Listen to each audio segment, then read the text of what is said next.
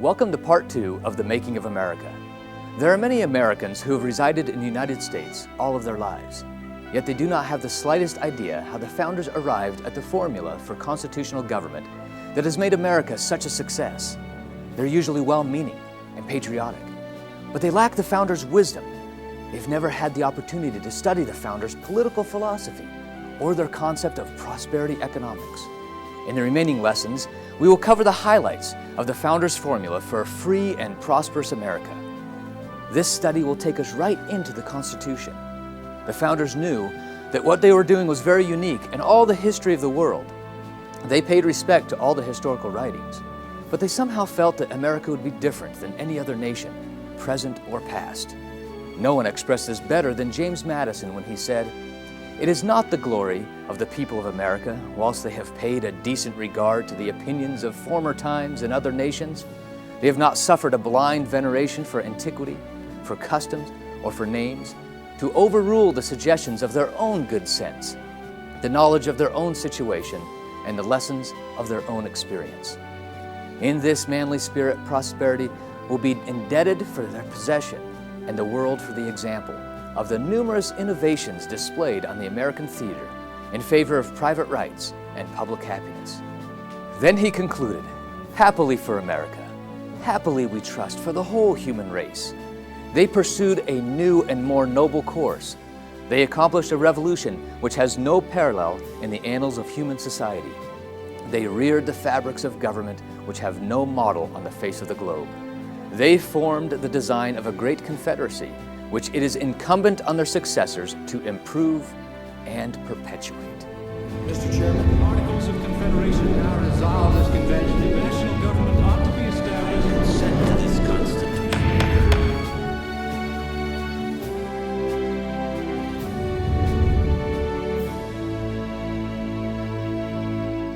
We now resume our study with Lesson 6, The Founders' Formula. We have journeyed down our freedom trail to rediscover the principles the founders identified to establish this free country. We've reviewed a very brief history of England and a couple of the world's civilizations, the settlement of America, and our 180-year period of trial and error.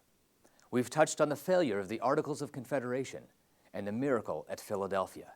Now, let us continue our journey by going through the Constitution itself and learn the founders' formula for a free and prosperous America. Now remember Gouverneur Morris? He was the one with the peg leg and gave more speeches than anybody on the floor of the convention. Well, Gouverneur Morris, when it came time to writing the Constitution, he looked at the Committee of Detail came back with this preamble that basically just said, you know, we, the people of the states and then he listed the states, and then it kind of was just real dry and boring. He said, you know, the preamble's got to be more interesting. He said, because nobody's going to read the entire document, so the preamble has to sell the Constitution. And so he decided to rewrite that preamble and make it much more interesting. Now, he was correct in that we needed a much more flowery preamble, and he took the 6 basic responsibilities of government and put them right in that preamble. But he was incorrect about the people reading the document. Once that document went out to the people, they read it and they studied it, and they were very, very well versed in it. When it came time to the states ratifying the Constitution, most of the people understood exactly what they were voting for. And so he was incorrect about that. But nevertheless, he wrote this beautiful preamble, which we begin with on page 33,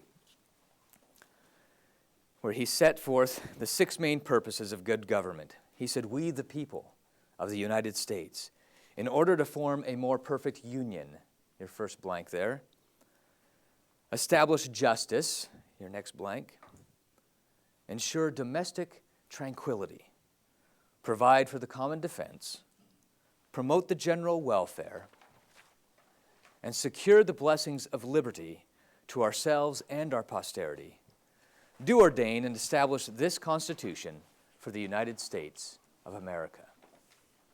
What a beautiful beginning.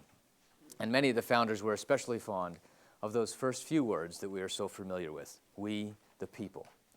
Because this indicated that this was a brand new idea where the government truly came from the people, where all authority began with the people, and then as we have shown on that political spectrum, the pyramid where all the authority resides with the people and then goes up to the locals, state, and all the way up to the federal government.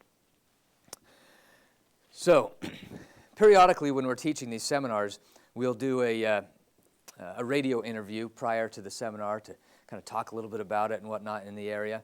And Dr. Taylor, the president of NCCS, he was doing an interview in Texas somewhere, I think, and somebody called up and said, you know, Dr. Taylor, you keep talking about how important this seminar is because we're losing our Constitution, and we don't pay attention enough to it. And he said, you know, I was just in Washington, D.C. You know, I saw Congress. They were in session. They were passing bills. And the Supreme Court was ruling on things, and the president there and executing the laws.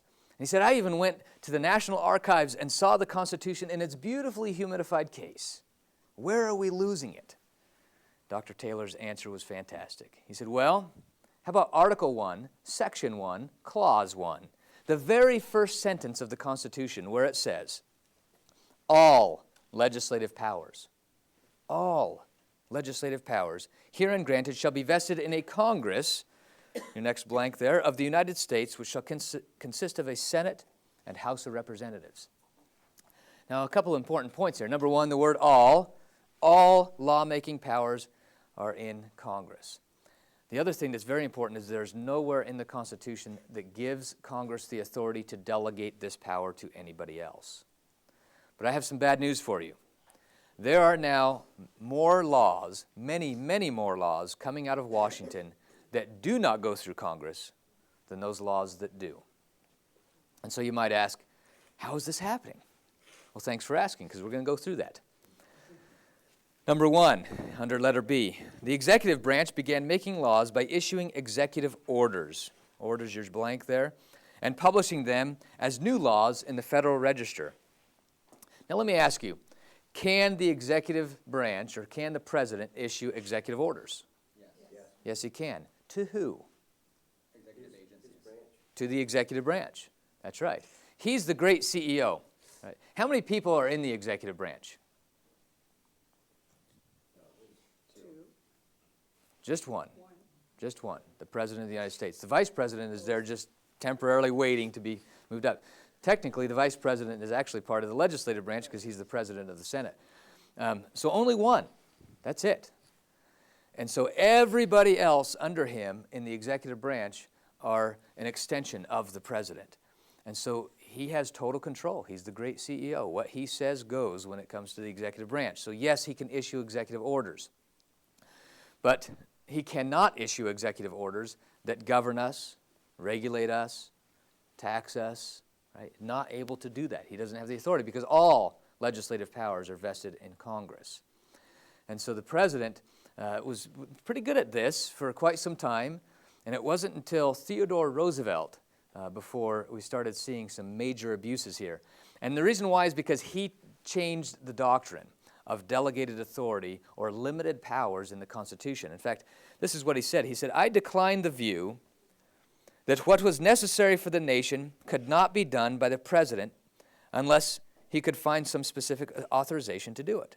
My belief was that he could do anything unless such action was specifically forbidden by the Constitution.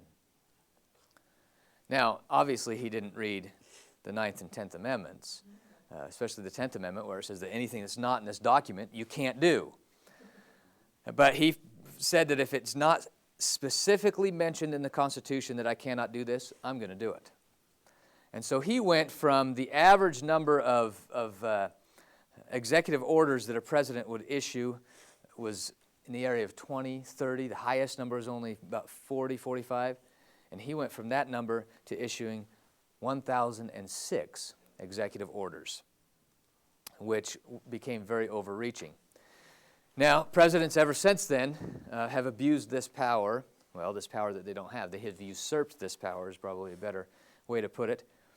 And until now, when George W. Bush was in office, in the 8 years that he was in office, there were over 20,000 executive orders that came out of his office. Now, when you start doing the math, you're wondering, how in the world is this possible? Because he can almost not even sign that many. Well, the way this is possible is number two. The president began authorizing his agencies or his departments to also begin issuing executive orders. And we call this administrative law. Administrative is your blank there. Now, what's interesting about this, you might wonder, well, how does it become law? Well, what happens is they publish it in the Federal Registry. Federal Registry is a legitimate government department where basically what their job is to keep track of all the laws that come out of Congress, kind of keep it organized and make it so that it makes sense, which is very difficult to do, by the way, to have what comes out of Congress make any sense. But what the president would start issuing those executive orders, putting it in the Federal Registry. The Supreme Court had an issue with that a little bit, but then the Supreme Court realized, well, maybe if we just gave a time period with which Congress has an opportunity to object to it. And if Congress doesn't object, we'll consider that a vote for it, and so then it will become law after a certain amount of time. And so that's exactly how they become law. And that's really not a vote for it, right? Because there's a lot more than just an up or down vote in the lawmaking process in the Constitution. It's a lot more than just Congress saying, yeah, we don't object to that, and so you can go ahead and do it. There's a process, and we're not going through that process. And so we've seen a lot of laws come out of Washington as a result. Now, the president also began to involve the nation in many obligations through executive agreements. Executive is your blank for number 3. These are executive agreements with foreign nations. You know, you'll watch the news and you'll see the president and some head of state from another foreign country come out and they shake hands and big press release and they sign these documents. And now, is the president able to negotiate agreements with other nations? Absolutely, he can.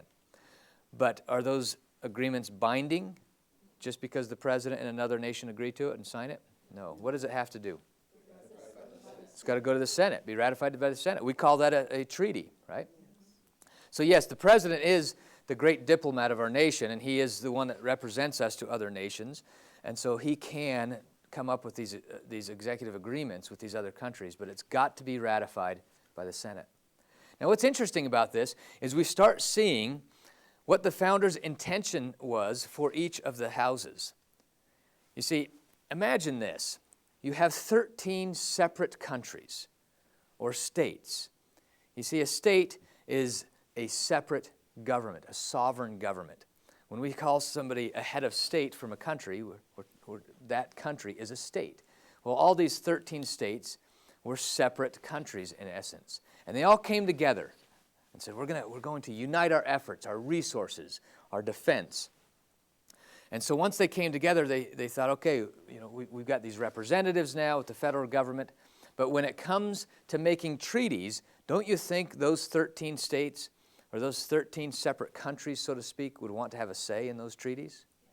Yes. Absolutely. So that's why the Senate ratifies it, because remember who the Senate represents?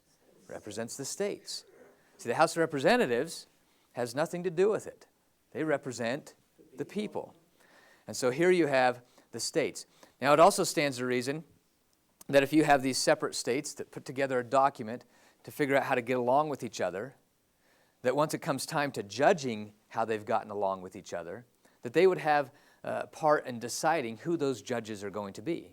So again, that's why the Senate ratifies or confirms federal judges, right? But the people don't have anything to do with that, because most of the judging that happens and most of the treaties and things that happen have to do with the states, not necessarily the people. And then if you look at the House of Representatives, what are some of the unique powers given to the House of Representatives that the Senate doesn't have? All bills that relate to what have to begin in the House? Taxation, all money bills, right? Why? Because it's our money, right? And so that's why it starts in our house. See, the founders knew that the government cannot create wealth. There's only one entity that can create wealth, and that's the individual, right? When you take the ingredients for a loaf of bread and you put it all together, you've got about $1 worth of ingredients. But then if you make a loaf of bread out of it, you can end up selling that loaf of bread for $3, $4. Now what is it that changed that $1 worth of ingredients to $3 to $4 worth now? Your labor, that's right. You put something of yourself into it. That's the only way that you can actually increase wealth, is if the individual puts labor into it. Other than that, if we don't have that, then there's a finite amount of wealth that companies and governments and all that have to take from the pie. And if people aren't able to put forth their labor or don't put forth their labor, there is a finite amount of wealth. But the moment we start working, there's an infinite amount of wealth, you see? And so whenever we kind of get this idea in society that the rich are rich and the poor are poor and the rich are taking all the money, the rich can't take all the money. We can continue to increase the wealth with our labor, right? If we fail to work, then the rich can take all the wealth, and there's this finite amount. So anyway, the founders recognized that the House of Representatives had to be where we started all money bills, because all money, regardless of whether it goes through governments and things first, originates with the people. Shelby, you had a question? Okay, so when Congress declares war, does it have to start in the House, or can the Senate declare war? Which way does it have to go? It doesn't have to originate in either house, and so either house can originate it. It doesn't specify. Both houses have to declare it, though, which makes sense. The states would have to have a part in declaring the war, because they're these separate countries declaring war. But why would the people want to have a voice in it too? Because we're the ones that are shedding the blood, right? Right? That's right. I have another question. Okay. Is it a simple majority vote, or a cloture vote, or a supermajority? What's the margin for the approval? It's just simple majority. Yeah. And it's interesting that a lot of people think that the president can declare war or call up the military or whatever, but as we'll see here, the Congress has to do all of that. So very, very important. So as we go on here, the Senate is your next blank for number 3. So the Senate has to ratify those executive agreements. Very important. Number 4, the Supreme Court has also created numerous new laws under the guise of merely interpreting old ones. What's a good example of this? Roe v. Wade. Obamacare. Roe v. Wade, absolutely. Roe v. Wade is a great example because abortion was illegal in virtually all 50 states prior to Roe v. Wade. Different levels and different degrees, of course, but in just one simple decision, the Supreme Court wiped out all of those state laws. And not only did it wipe out those state laws, but then in the decision, they actually began to tell the states how they needed to write the laws, how they needed to frame those laws, and where they, what they could restrict and what they couldn't restrict. And they even went right into defining exactly what a pregnancy is and when the age of viability is. And so they just so much detail. When you look through the Constitution, there's no authority for that at all. And regardless of where your position is on abortion, it's something that is not to be done on a federal level with the Supreme Court. But that's a great example of them taking old laws, reinterpreting new ones, and all those things. And so that's judicial legislation is what we call judicial legislation. I want to turn your attention to, if you have your Constitution booklet there, to page 1 of your pocket Constitution. And the reason why I bring your attention to this isn't in the book, but I do want to bring your attention to this because it's a very important point that a lot of people don't quite understand the purpose of this or what it really means. And the reason why I'm hitting this right now is just because chronologically in the Constitution, this is where it resides. And this was basically this part of the Constitution no longer exists because of the 14th Amendment. But I want to go back to the original. It's this last paragraph on page 1. Representatives and direct taxes shall be apportioned among the several states, which may be included within this union according to their respective numbers. Okay, so this is going to explain how we're going to count the people in order for representation and taxation. Now, first of all, it's a brilliant idea to have both of those things handled the exact same way by population. And the reason why it was brilliant is because when the census comes along, this last time around when we had the census, what were all the commercials and things trying to encourage us to be involved with the census? What did they say? They said, make sure that you're counted because you want to make sure that your state gets all the money that they deserve, right? And so when it comes to representation, and we want to count ourselves based on representation, do we want to count everybody? Oh yeah, because we want the most representation as possible. In fact, we're going to count everybody, including the family dog, including the cattle, right? Or just everybody we can possibly think of so we can increase our representation. But what about when it comes to taxation? How are we going to count ourselves? Well, that's right, as few as possible. So because you have those two things, then how about we count it correctly? You see how it's got this great check and balance? But see, we've kind of destroyed that because taxation doesn't happen by population anymore. We have this direct taxation through income tax and things. So now the census is all about counting us so that we can get, the most money from the federal government. And so we've lost that check and balance. And so I believe that the census is quite incorrect. So that's an interesting point, but I want to continue on now. According to the respective numbers, which shall be determined by adding to the whole number of free persons, including those bound to service for a term of years, and excluding Indians not taxed, 3/5 of all other persons. Okay, so we've got free people, we've got bond servants that are basically indentured servants for a certain period of time.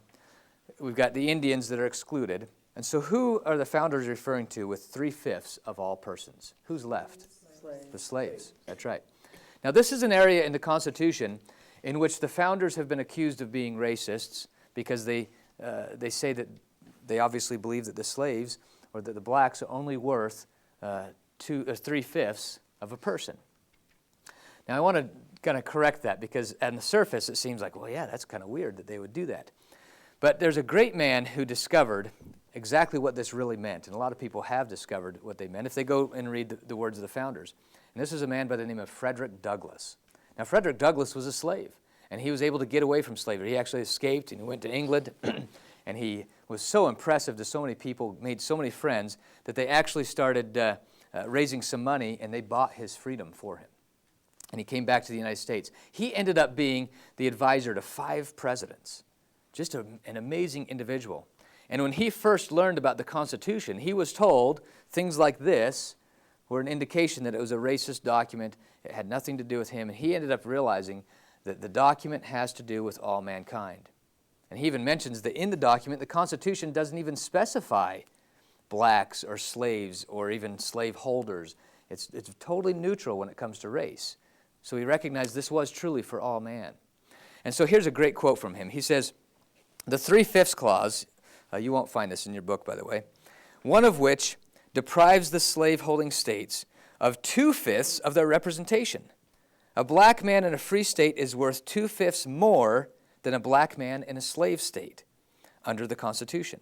Therefore, instead of encouraging slavery, the Constitution encourages freedom by holding out to every slave-holding state the inducement of an increase of 2/5 of political power by becoming a free state. So it actually encouraged the southern states to get rid of slavery because they would increase their representation, you see. And so it was an anti-slavery clause, not a racist clause. And it made it so that the southern states actually had less power than the northern states. You see, if those slaves would have been counted as a whole person, then the southern states would have had a lot more representation, and so they would have been able to have more people to shut down all the anti-slavery laws that came out of Congress. You see how that's a total opposite of what we've been taught in history, that this is this racist clause, when in actuality it's an anti-slavery clause. And what a great example of this former slave to come to this realization himself and actually start really pushing and promoting the Constitution among his people as a document that would free his people. And eventually it did. Thank you.